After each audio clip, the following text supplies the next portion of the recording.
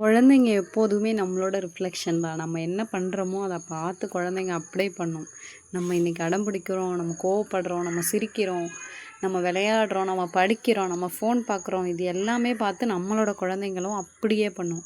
நாங்கள் ஜாதிக்கா இது அதோட ஸ்கின் அதோட நல்லா ஹார்டாக இருக்கும். அதோட தோல் நம்மளோட தேங்காய் உள்ளே இருக்கும். தேங்காயோட மேலே இருக்கிற அந்த ஷெல் மாதிரியே இருக்கும். சரி, இதை எடுத்து தனியாக கொடுத்தோன்னா நமக்கு இன்னும் நல்ல ரேட்டில் கிடைக்கும் அப்படின்னு சொல்லிட்டு கேரளாலேயே நாங்கள் கொடுத்துட்ருக்கோம்.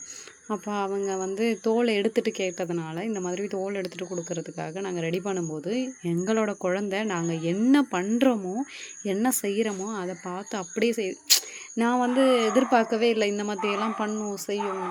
ஏன்னா நம்ம நம்ம டிவி பார்த்தா பார்ப்பாங்க, ஃபோன் பார்த்தா பார்ப்பாங்க, அதெல்லாம் எனக்கு தெரிஞ்சாலுமே இந்த இந்த வேலையை பண்ணும்போது அவளும் அதே மாதிரி காலை உட்கார வச்சு நம்ம எப்படி உட்காந்துருக்கோமோ அதே மாதிரி உட்காந்துட்டு அம்மி குழலுகளை எடுத்து கரெக்டாக அதே போல் அதை எடுக்கும்போது எனக்கு அவ்வளோ சந்தோஷம்.